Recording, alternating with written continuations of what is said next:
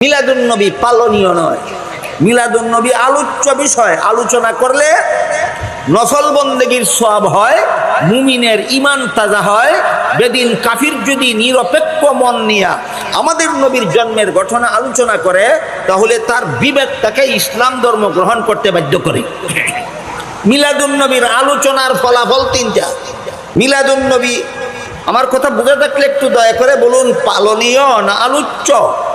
মিলাদুন্নবীর আলোচনায় তিনটা উপকার পাওয়া যায়। এক নম্বর, মিলাদুন্নবীর আলোচনার দ্বারা নফল বন্দেগীর সওয়াব পাওয়া যায়। দুই নম্বর, মিলাদুন্নবীর আলোচনায় মুমিনের ঈমান সতেজ হয়। তিন নম্বর, নিরপেক্ষ বিবেক নিয়ে যদি কোনো বেদিন কাফিরেও মিলাদুন্নবীর আলোচনা পড়ে, তার বিবেক তাকে এই নবীর ধর্ম গ্রহণ করতে বাধ্য করে।